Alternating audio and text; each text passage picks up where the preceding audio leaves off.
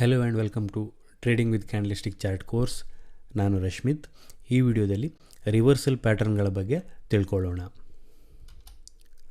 Reversal patterns ಅಂತ ಹೇಳಿದರೆ ಈ ಪ್ಯಾಟರ್ನ್ಗಳು ಕ್ರಿಯೇಟ್ ಆದ ನಂತರ ಸ್ಟಾಕ್ನ ಟ್ರೆಂಡ್ ಏನಿದೆ ಅದು ರಿವರ್ಸ್ ಆಗುತ್ತೆ. ಸ್ಟಾಕ್ನ ಹಿಂದಿನ ಟ್ರೆಂಡ್ ಏನಿರುತ್ತೆ ಅದು ರಿವರ್ಸ್ ಆಗುತ್ತೆ ಅಂತ ಅರ್ಥ. ಇಲ್ಲಿ ನಾವು ಬೇರೆ ಬೇರೆ ರೀತಿಯ ರಿವರ್ಸಲ್ ಪ್ಯಾಟರ್ನ್ಗಳನ್ನು ನೋಡ್ಬೋದು. ಸಿಂಗಲ್ ಕ್ಯಾಂಡಲ್ ರಿವರ್ಸಲ್ ಪ್ಯಾಟರ್ನ್, ಅದೇ ರೀತಿ ಮಲ್ಟಿಪಲ್ ಕ್ಯಾಂಡಲ್ ರಿವರ್ಸಲ್ ಪ್ಯಾಟರ್ನ್ಗಳನ್ನು ನೋಡ್ಬೋದು. ಸೊ ಈ ರಿವರ್ಸಲ್ ಪ್ಯಾಟರ್ನ್ ಕ್ರಿಯೇಟ್ ಆದ ನಂತರ ಅದರ ಪ್ರೀವಿಯಸ್ ಟ್ರೆಂಡ್ ಇರಬೇಕಾಗತ್ತೆ. ಪ್ರೀವಿಯಸ್ ಟ್ರೆಂಡ್ ಡೌನ್ ಇತ್ತು ಅಂತೇಳಿದರೆ ಈ ರಿವರ್ಸಲ್ ಪ್ಯಾಟರ್ನ್ ಕ್ರಿಯೇಟ್ ಆದಾಗ ನೆಕ್ಸ್ಟ್ ಅದು ಅಪ್ ಟ್ರೆಂಡ್ಗೆ ಟರ್ನ್ ಆಗುವ ಚಾನ್ಸಸ್ ಇರುತ್ತೆ. ಅದೇ ರೀತಿ ಪ್ರೀವಿಯಸ್ ಟ್ರೆಂಡ್ ಅಪ್ ಟ್ರೆಂಡ್ ಇತ್ತು ಅಂತೇಳಿದರೆ ಈ ಪ್ಯಾಟರ್ನ್ಗಳು ಕ್ರಿಯೇಟ್ ಆದಾಗ ನೆಕ್ಸ್ಟ್ ಅದರ ಟ್ರೆಂಡ್ ರಿವರ್ಸ್ ಆಗುವ ಅಥವಾ ಡೌನ್ಗೆ ಬರುವಂಥ ಚಾನ್ಸಸ್ ಇರುತ್ತೆ ಅಂತ ಈ ರಿವರ್ಸಲ್ ಪ್ಯಾಟರ್ನ್ಗಳು ಹೇಳುತ್ತೆ. ಈ ರಿವರ್ಸಲ್ ಪ್ಯಾಟರ್ನಲ್ಲಿ ಇರುವಂಥ ಮೊದಲನೇ ಪ್ಯಾಟರ್ನ್ ಯಾವುದಪ್ಪ ಅಂತ ಹೇಳಿದರೆ ಹ್ಯಾಮರ್ ಅಂತ ಕರಿತೀವಿ. ಇದೊಂದು ಬುಲ್ಲಿಶ್ ರಿವರ್ಸಲ್ ಪ್ಯಾಟರ್ನ್ ಅಂತ ಹೇಳಿದರೆ ಈ ಪ್ಯಾಟರ್ನ್ಗಳು ಕ್ರಿಯೇಟ್ ಆದಾಗ ನೆಕ್ಸ್ಟ್ ಪ್ರೈಸ್ ಮೇಲೆ ಹೋಗುತ್ತೆ, ಅಪ್ ಹೋಗುತ್ತೆ ಅನ್ನುವಂಥದ್ದು ಇದರ ಅರ್ಥ. ಇದು ಬುಲ್ಲಿಶ್ ರಿವರ್ಸಲ್. ಸೊ ಈ ಪ್ಯಾಟರ್ನಲ್ಲಿ ಏನೆಲ್ಲ ಇರುತ್ತೆ ಅನ್ನೋದನ್ನು ನೋಡೋದಾದರೆ, ಸೊ ಮೊದಲಿಗೆ ಸ್ಮಾಲ್ ರಿಯಲ್ ಬಾಡಿ ಇರುತ್ತೆ. ಸೊ ರಿಯಲ್ ಬಾಡಿ ಯಾವುದು? ಇದನ್ನು ನಾವು ರಿಯಲ್ ಬಾಡಿ ಅಂತ ಹೇಳ್ತೀವಿ. ಇದು ಚಿಕ್ಕದಾದ ರಿಯಲ್ ಬಾಡಿ ಇರುತ್ತೆ. Real body is at the top end of the days range ಅಂತ ಕರಿತೀವಿ.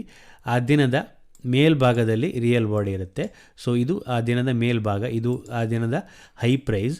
ಅದೇ ರೀತಿ ಸೊ ಇದು ಆ ದಿನದ ಲೋವೆಸ್ಟ್ ಪ್ರೈಸ್ ಆಗಿರುತ್ತೆ. ಸೊ ಆ ದಿನದ ಡೇ ಎಂಡ್ ಹತ್ರ ಈ ರಿಯಲ್ ಬಾಡಿ ಇರುತ್ತೆ.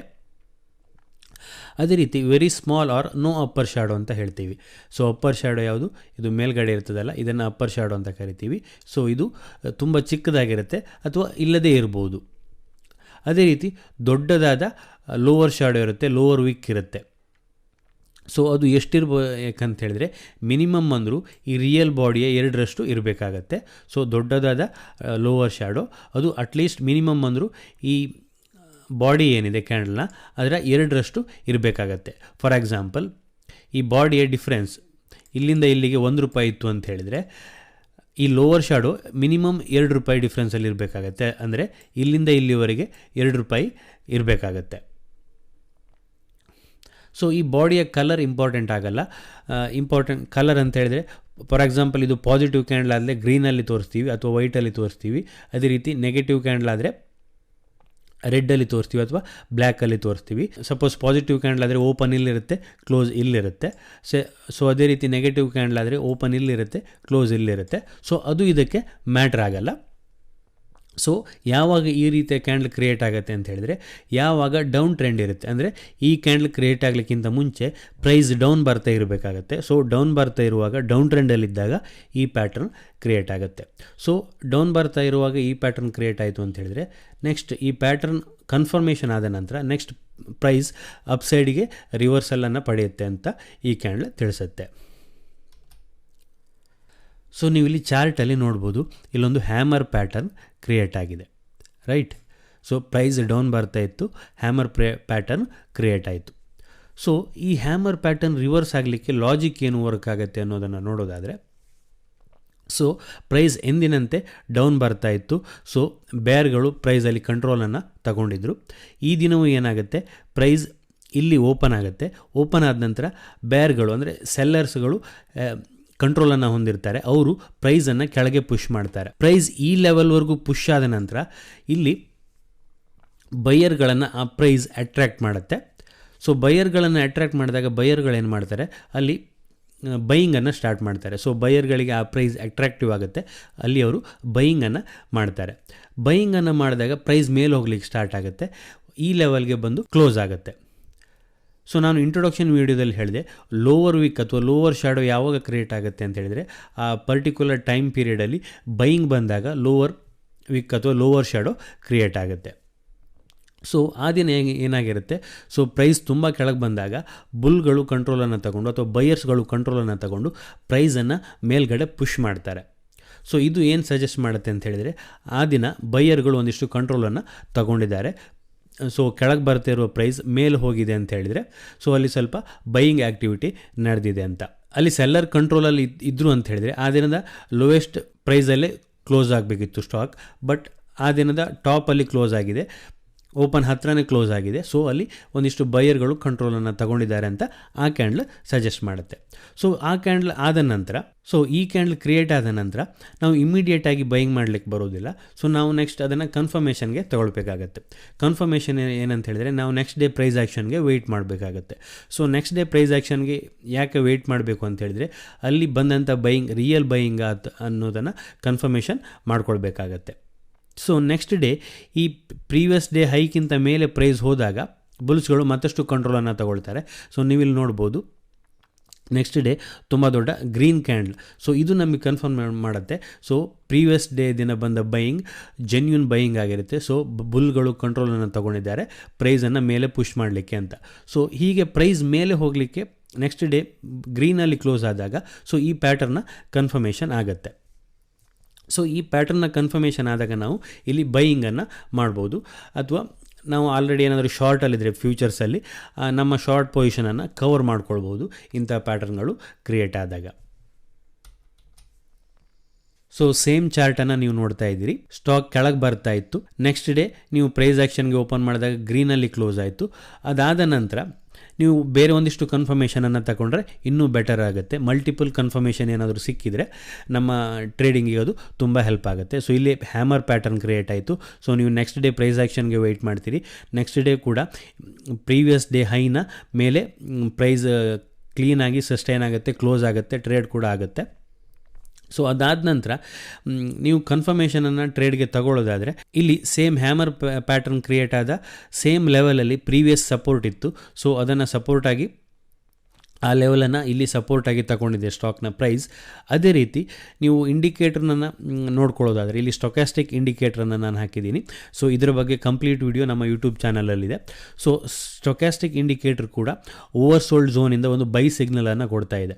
ಸೊ ಇದು ಈ ರಿವರ್ಸಲ್ ಪ್ಯಾಟರ್ನನ್ನು ಇನ್ನಷ್ಟು ಕನ್ಫರ್ಮೇಷನನ್ನು ಕೊಡುತ್ತೆ, ಸ್ಟಾಕ್ ಮೇಲೆ ಹೋಗುತ್ತೆ ಅಂತ. ಹೀಗೆ ನಮಗೆ ಮಲ್ಟಿಪಲ್ ಕನ್ಫರ್ಮೇಷನ್ ಸಿಕ್ಕಿದಾಗ ಇಂಥ ಟೈಮಲ್ಲಿ ಏನು ಮಾಡ್ಬೋದು, ನಾವು ಇಲ್ಲಿ ಕನ್ಫರ್ಮೇಷನನ್ನು ತಗೊಂಡು ಈ ಕ್ಯಾಂಡಲ್ ಕ್ಲೋಸ್ ಹತ್ರ ನಾವು ಬೈಯಿಂಗ್ ಮಾಡ್ಬೋದು, ಅಥವಾ ನೆಕ್ಸ್ಟ್ ಕ್ಯಾಂಡಲ್ ಓಪನಿಂಗಲ್ಲಿ ಬೈಯನ್ನು ಮಾಡ್ಬೋದು. ಆಗ ನಮ್ಮ ಸ್ಟಾಪ್ ಲಾಸ್ ಎಲ್ಲಿರುತ್ತೆ ಅಂತ ಹೇಳಿದರೆ ಈ ಹ್ಯಾಮರ್ ಕ್ಯಾಂಡಲ್ನ ಲೋವೆಸ್ಟ್ ಪಾರ್ಟ್ ಅಥವಾ ಅದಕ್ಕಿಂತ ಸ್ವಲ್ಪ ಕೆಳಗೆ ನಾವು ಸ್ಟಾಪ್ ಲಾಸನ್ನು ಇಟ್ಕೊಂಡು ನಮ್ಮ ಟ್ರೇಡನ್ನು ಕಂಟಿನ್ಯೂ ಮಾಡ್ಬೋದು. ಈ ಲೋ ಬ್ರೇಕ್ ಆಯಿತು ಅಂತ ಹೇಳಿದರೆ ಈ ಹ್ಯಾಮರ್ ಪ್ಯಾಟರ್ನ್ ಇನ್ವ್ಯಾಲಿಡ್ ಆಗುತ್ತೆ. ಸೊ ಅದಕ್ಕೋಸ್ಕರ ಈ ಲೋವನ್ನು, ಯಾಕಂತ ಹೇಳಿದರೆ ಈ ಲೋಯಿಂದನೇ ಬೈಯರ್ಸ್ಗಳು ಕಂಟ್ರೋಲನ್ನು ತಗೊಂಡಿದ್ದು. ಸೊ ಈ ಲೋವನ್ನು ಮುರಿಲಿಕ್ಕೆ ಬೈಯರ್ಸ್ಗಳು ಬಿಟ್ಟರು ಅಂತ ಹೇಳಿದರೆ ಸೊ ಅವರು ಸ್ಟ್ರೆಂತನ್ನು ಕಳ್ಕೊಂಡ್ರು ಅಂತ ಅರ್ಥ ಆಗುತ್ತೆ. ಸೊ ಅದಕ್ಕೋಸ್ಕರ ಈ ಲೋವನ್ನು ಸ್ಟಾಪ್ ಲಾಸ್ ಆಗಿಟ್ಕೊಂಡು ನಾವು ಇಲ್ಲಿ ಬೈಯಿಂಗನ್ನು ಮಾಡ್ಬೋದು. ಸೊ ನೆಕ್ಸ್ಟ್ ರೆಸಿಸ್ಟೆನ್ಸ್ ಏನಿದೆ ಆ ಪಾಯಿಂಟನ್ನು ನಾವು ಟಾರ್ಗೆಟ್ ಆಗಿ ಇಟ್ಕೊಳ್ಬೋದು. ಸೊ ಇಲ್ಲಿ ನಾವು ಈ ಪಾಯಿಂಟನ್ನು ಟಾರ್ಗೆಟ್ ಆಗಿ ಇಟ್ಕೊಂಡ್ರೆ ಸ್ಟಾಕ್ ಕ್ಲೀನಾಗಿ ಅಲ್ಲಿ ಟಾರ್ಗೆಟನ್ನು ಅಚೀವ್ ಮಾಡಿದೆ. ಸೊ ನಮ್ಮ ಬೈಯಿಂಗ್ ಲೆವೆಲ್ ಈ ಲೆವೆಲಲ್ಲಿದ್ದರೆ ನಮ್ಮ ಸ್ಟಾಪ್ ಲಾಸ್ ಇಲ್ಲಿರುತ್ತೆ. ಸೊ ಮೋರ್ ದೆನ್ 1:2 ಇಲ್ಲಿ ಟಾರ್ಗೆಟ್ ನಮಗೆ ಸಿಕ್ಕಿದೆ. ಸೊ ಈ ರೀತಿ ಈ ಹ್ಯಾಮರ್ ಪ್ಯಾಟರ್ನನ್ನು ನಾವು ಟ್ರೇಡ್ ಮಾಡ್ಕೊಳ್ಬೋದು. ಸೊ ಪ್ಯಾಟರ್ನ್ ಕ್ರಿಯೇಟ್ ಆದ ನಂತರ ನಾವು ನೆಕ್ಸ್ಟ್ ಡೇ ಪ್ರೈಸ್ ಆ್ಯಕ್ಷನ್ಗೆ ವೆಯ್ಟ್ ಮಾಡಬೇಕಾಗತ್ತೆ. ಸೊ ವೆಯ್ಟ್ ಮಾಡಿ ಅಲ್ಲಿ ಮಲ್ಟಿಪಲ್ ಕನ್ಫರ್ಮೇಷನ್, ಪಾಸಿಟಿವ್ ಕನ್ಫರ್ಮೇಷನ್ ಸಿಕ್ಕಿದರೆ ಅಲ್ಲಿ ನಾವು ಟ್ರೇಡನ್ನು ಇನಿಷಿಯೇಟ್ ಮಾಡ್ಬೋದು. ಪಾಸಿಟಿವ್ ಕನ್ಫರ್ಮೇಷನ್ ಇಲ್ಲಿ ಸಿಕ್ಕಿದ ಹಾಗೆ ಸೊ ಸೇಮ್ ಲೆವೆಲಲ್ಲಿ ಸಪೋರ್ಟನ್ನು ತೊಗೊಂಡಿದೆ ಇಲ್ಲಿ. ಅದೇ ರೀತಿ ನಾವು ಸ್ಟೊಕ್ಯಾಸ್ಟಿಕ್ ಇಂಡಿಕೇಟರ್ ಕನ್ಫರ್ಮೇಷನನ್ನು ನೋಡಿದಾಗಲೂ ಸಹ ಇಲ್ಲಿ ಲೋವೆಸ್ಟ್ ಲೆವೆಲಿಂದ ಒಂದು ಓವರ್ಸೋಲ್ಡ್ ಝೋನಿಂದ ಒಂದು ಬೈ ಸಿಗ್ನಲನ್ನು ಕೊಟ್ಟಿದೆ. ಸೊ ಇದು ನಮಗೆ ಒಂದು ಮಲ್ಟಿಪಲ್ ಕನ್ಫರ್ಮೇಷನನ್ನು ಕೊಡುತ್ತೆ. ಸೊ ಈ ಪ್ಯಾಟರ್ನ್ ಕ್ರಿಯೇಟ್ ಆದ ನಂತರ ನೀವು ಇಲ್ಲಿ ನೋಡ್ಬೋದು ಸ್ಟಾಕ್ನ ಡೌನ್ ಟ್ರೆಂಡ್ ಏನಿದೆ ಕ್ಲೀನಾಗಿ ಅಪ್ ಟ್ರೆಂಡ್ಗೆ ಟರ್ನ್ ಆಗಿರುವಂಥದ್ದು. ಅದೇ ರೀತಿ ಇಲ್ಲೊಂದು ಪ್ಯಾಟರ್ನ್ ಹ್ಯಾಮರನ್ನು ನೋಡ್ಬೋದು ನೀವು. ಸ್ಟಾಕ್ ಡೌನ್ ಟ್ರೆಂಡಲ್ಲಿತ್ತು, ಇಲ್ಲೊಂದು ಹ್ಯಾಮರ್ ಪ್ಯಾಟರ್ನ್ ಕ್ರಿಯೇಟ್ ಆಯಿತು. ಇಲ್ಲಿ ಕನ್ಫರ್ಮೇಷನನ್ನು ನಾವು ತಗೊಂಡ್ರೆ ಅಷ್ಟು ಕ್ಲೀನಾಗಿ ಕನ್ಫರ್ಮೇಷನ್ ಇಲ್ಲ, ಆದರೂ ಒಂದು ಬೈ ಸಿಗ್ನಲನ್ನು ಕೊಡ್ತಾ ಇದೆ ಲೋವರ್ ಸೈಡಲ್ಲಿ. ಬಟ್ ಇಲ್ಲಿ ನಾವು ನೆಕ್ಸ್ಟ್ ಡೇ ಪ್ರೈಸ್ ಆ್ಯಕ್ಷನ್ಗೆ ವೆಯ್ಟ್ ಮಾಡಿದಾಗ ನೆಕ್ಸ್ಟ್ ಗ್ರೀನ್ ಕ್ಯಾಂಡಲ್ ಆಗಿದೆ. ಬಟ್ ಇಲ್ಲಿ ಈ ಲೆವೆಲ್ ನೋಡಿ ನೀವು, ಇಲ್ಲೊಂದು ಸಪೋರ್ಟ್ ಲೆವೆಲನ್ನು ಬ್ರೇಕ್ ಮಾಡಿದೆ. ಅದೇ ರೀತಿ ಇಲ್ಲಿಷ್ಟೊಂದು ಸಪೋರ್ಟ್ ಲೆವೆಲ್ ಇತ್ತು, ಇಲ್ಲೊಂದು ಸಲ ಸಪೋರ್ಟನ್ನು ತಗೊಂಡಿತ್ತು, ಇಲ್ಲೊಂದು ಸಲ ಸಪೋರ್ಟನ್ನು ತಗೊಂಡಿತ್ತು. ಬಟ್ ಈ ಕ್ಯಾಂಡಲ್ ಅದನ್ನು ಬ್ರೇಕ್ ಮಾಡಿದೆ, ಈ ಎರಡು ಸಪೋರ್ಟನ್ನು ಬ್ರೇಕ್ ಮಾಡಿದೆ. ಸೊ ನಾನು ಸಪೋರ್ಟ್ ಆ್ಯಂಡ್ ರೆಸಿಸ್ಟೆನ್ಸ್ ವೀಡಿಯೋದಲ್ಲಿ ಎಕ್ಸ್ಪ್ಲೈನ್ ಮಾಡಿದಾಗೆ ಒಂದು ಸಲ ಸಪೋರ್ಟ್ ಬ್ರೇಕ್ ಆದರೆ ನೆಕ್ಸ್ಟ್ ಆ ಲೆವೆಲ್ ರೆಸಿಸ್ಟೆನ್ಸ್ ಆಗಿ ವರ್ಕ್ ಆಗುತ್ತೆ ಅಂತ. ಸೊ ಇಲ್ಲಿ ಏನಾಗುತ್ತೆ, ಸ್ಟಾಕ್ ಡೌನ್ ಟ್ರೆಂಡಲ್ಲಿತ್ತು, ನೆಕ್ಸ್ಟ್ ಹ್ಯಾಮರ್ ಪ್ಯಾಟರ್ನ್ ಕ್ರಿಯೇಟ್ ಆಯಿತು, ನೆಕ್ಸ್ಟ್ ಪಾಸಿಟಿವ್ ಕ್ಯಾಂಡಲ್ ಆಯಿತು. ಈಗ ಈ ಲೆವೆಲಲ್ಲಿ ನೀವು ಬೈಯಿಂಗ್ ಮಾಡಬೇಕಾದ್ರೆ ಒಂದಿಷ್ಟು ಕಾಷನನ್ನು ತಗೊಳ್ಬೇಕಾಗತ್ತೆ. ಇಲ್ಲಿ ಗ್ರೀನ್ ಕ್ಯಾಂಡಲ್ ಆಯಿತು ಅಂತ ಬೈ ಮಾಡೋದಲ್ಲ. ಬೈ ಮಾಡಿದ್ರೆ ಏನಾಗುತ್ತೆ, ನಿಮ್ಮ ಟಾರ್ಗೆಟ್ ಇಲ್ಲಿವರೆಗೆ ಬರುತ್ತೆ, ಇಲ್ಲಿವರೆಗೆ ಮಾತ್ರ ಬರುತ್ತೆ. ಸೊ ಯಾಕಂದರೆ ಫಸ್ಟ್ ಪಾಸಿಬಲ್ ಟಾರ್ಗೆಟ್ ಇಲ್ಲಿವರೆಗೆ, ಯಾಕಂದರೆ ಅಲ್ಲಿ ಒಂದು ರೆಸಿಸ್ಟೆನ್ಸ್ ಎಕ್ಸಿಸ್ಟ್ ಇರುವ ಚಾನ್ಸಸ್ ಇರುತ್ತೆ. ಸೊ ಹಾಗಾಗಿ ಸೇಮ್ ನೀವು ನೆಕ್ಸ್ಟ್ ಡೇ ಪ್ರೈಸ್ ಆ್ಯಕ್ಷನ್ಗೆ ವೆಯ್ಟ್ ಮಾಡಿದಾಗ ನೆಕ್ಸ್ಟ್ ಒಂದು ಪ್ರೈಸ್ ಮೇಲೆ ಹೋಗಲಿಕ್ಕೆ ಟ್ರೈ ಮಾಡುತ್ತೆ. ಆಗ ಅಲ್ಲಿ ಸೆಲ್ಲರ್ಸ್ಗಳು ಕಂಟ್ರೋಲನ್ನು ತಗೊಂಡು ಪ್ರೈಸನ್ನು ಕೆಳಗೆ ಪುಷ್ ಮಾಡ್ತಾರೆ. ಸೊ ಕೆಳಗೆ ಪುಷ್ ಮಾಡಿ ನೆಕ್ಸ್ಟ್ ಒಂದಷ್ಟು ದಿನದ ನಂತರ ಮೇಲೆ ಹೋಗ್ಲಿಕ್ಕೆ ಪುನಃ ಟ್ರೈ ಮಾಡುತ್ತೆ, ಆದರೂ ಆಗಲ್ಲ ಆ ಲೆವೆಲ್ಗೆ. ಈ ಲೆವೆಲಲ್ಲಿ ಪುನಃ ಸ್ಟಾಕ್ ಬ್ರೇಕ್ ಮಾಡಿ ಸ್ಟಾಕ್ನ ಪ್ರೈಸ್ ಕೆಳಗೆ ಹೋಗುತ್ತೆ. ಸೊ ಹೀಗೆ ಈ ಪ್ಯಾಟರ್ನ್ಗಳು ಕ್ರಿಯೇಟ್ ಆದಾಗ ನಿಮ್ಮ ಬೈಯಿಂಗ್ ಲೆವೆಲ್ ಹತ್ರ ಏನಾದರೂ ರೆಸಿಸ್ಟೆನ್ಸ್ ಇದೆಯಾ ಅನ್ನೋದನ್ನು ಸಹ ನೀವು ನೋಡಿಕೊಂಡು ಟ್ರೇಡನ್ನು ಮಾಡಬೇಕಾಗತ್ತೆ. ಸೊ ನೆಕ್ಸ್ಟ್ ಪ್ಯಾಟರ್ನ್ ಬಗ್ಗೆ ನೋಡೋದಾದರೆ ಇನ್ವರ್ಟೆಡ್ ಹ್ಯಾಮರ್ ಪ್ಯಾಟರ್ನ್. ಇದು ಸಹ ಬುಲ್ಲಿಶ್ ರಿವರ್ಸಲ್ ಪ್ಯಾಟರ್ನ್. ಇಲ್ಲಿಯೂ ಸಹ ಅಷ್ಟೇ ಒಂದು ಸ್ಮಾಲ್ ರಿಯಲ್ ಬಾಡಿ ಇರುತ್ತೆ. ಸೊ ರಿಯಲ್ ಬಾಡಿ ಆ ದಿನದ ಡೇನ ಎಂಡ್ನಲ್ಲಿರುತ್ತೆ, ಅದು ಡೌನ್ ಸೈಡಲ್ಲಿರುತ್ತೆ. ಅದೇ ರೀತಿ ಚಿಕ್ಕದಾದ ಒಂದು ಲೋವರ್ ಶಾಡೋ ಇರುತ್ತೆ, ಅಥವಾ ಲೋವರ್ ಶಾಡೋ ಇಲ್ಲದೇ ಇರ್ಬೋದು.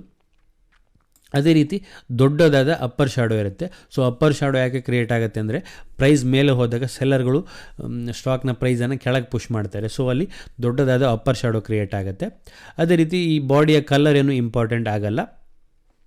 ಅದೇ ರೀತಿ ಈ ಅಪ್ಪರ್ ಶಾಡೋ ಏನಿದೆ ಇದು ಈ ರಿಯಲ್ ಬಾಡಿಯ 2ರಷ್ಟು ಇರಬೇಕಾಗತ್ತೆ.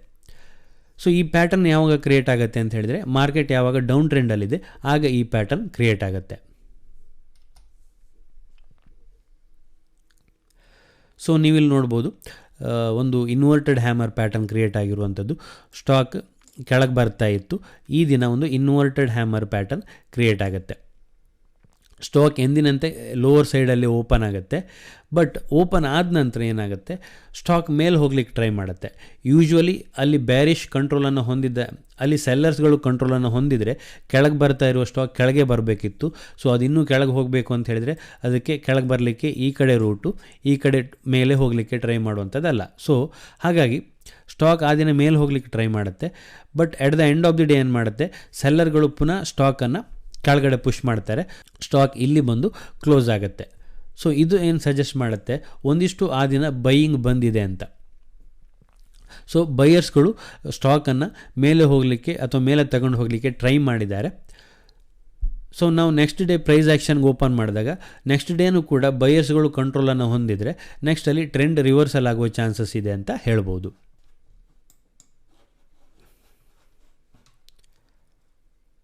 ಸೊ ಇಲ್ಲಿ ನೀವು ನೋಡ್ಬೋದು ನೆಕ್ಸ್ಟ್ ಡೇ ನಾವು ಒಂದಿಷ್ಟು ಪ್ರೈಸ್ ಆ್ಯಕ್ಷನ್ಗೆ ಓಪನ್ ಮಾಡಿದಾಗ ನೆಕ್ಸ್ಟ್ ಡೇ ಕೂಡ ಗ್ರೀನ್ ಕ್ಯಾಂಡಲ್, ಬಟ್ ಈ ಹೈಯನ್ನು ಹೈ ಎಬವ್ ಕ್ಲೋಸ್ ಆಗಲಿಕ್ಕೆ ಫೇಲ್ ಆಗುತ್ತೆ.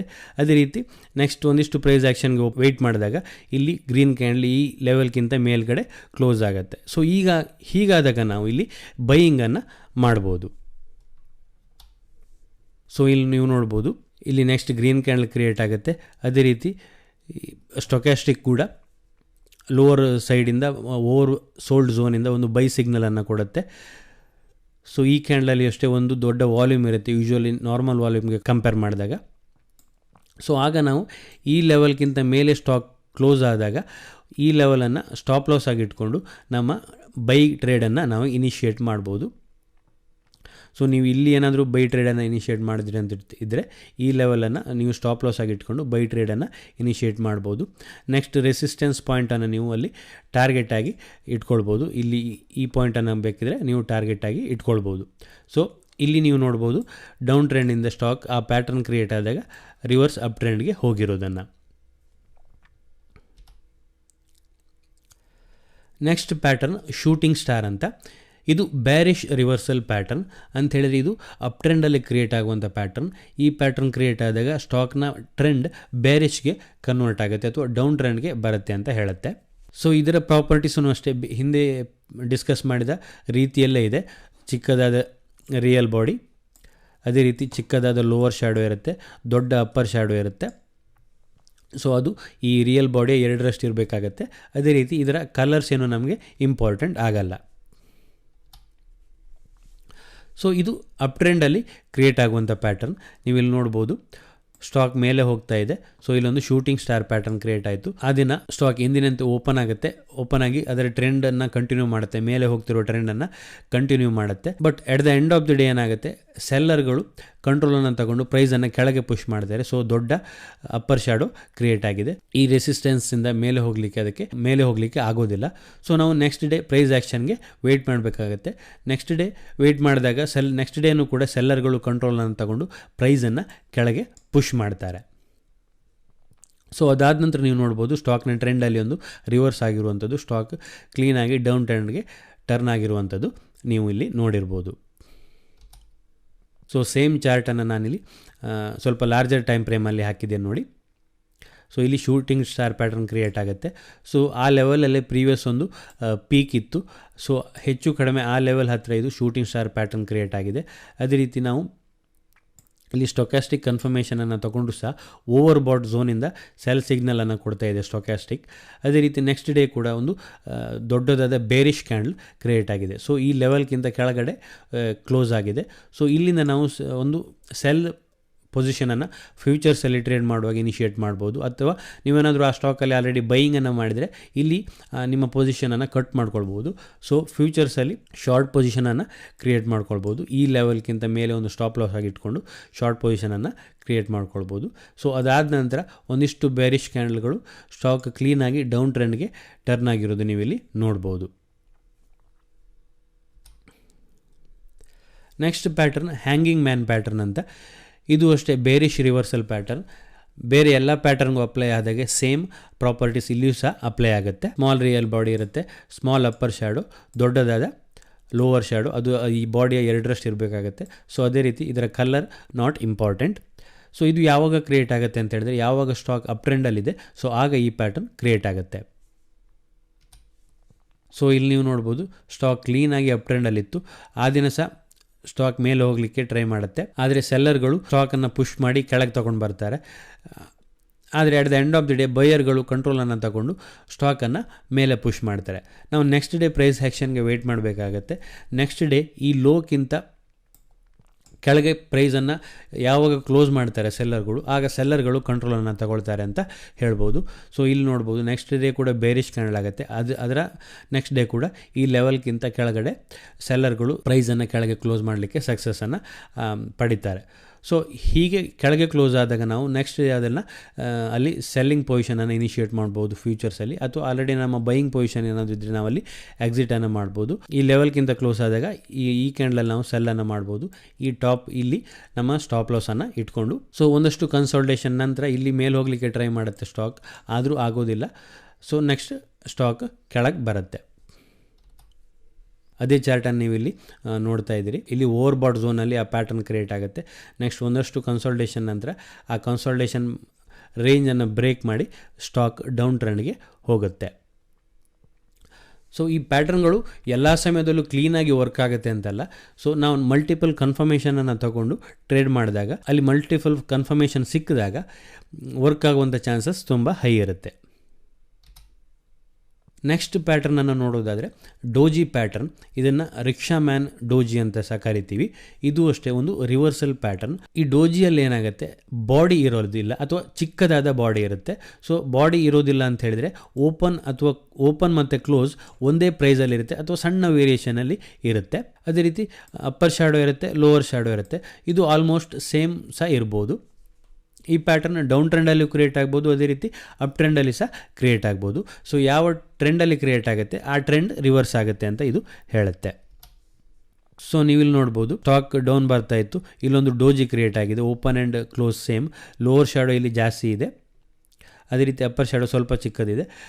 ಈ ಪ್ಯಾಟರ್ನ್ ಕ್ರಿಯೇಟ್ ಆದಾಗ ಇಲ್ಲಿಂದ ಡೌನ್ ಟ್ರೆಂಡಲ್ಲಿದ್ದ ಟ್ರೆಂಡ್ ನೆಕ್ಸ್ಟ್ ಅಪ್ ಟ್ರೆಂಡ್ಗೆ ಟರ್ನ್ ಆಗಿದೆ.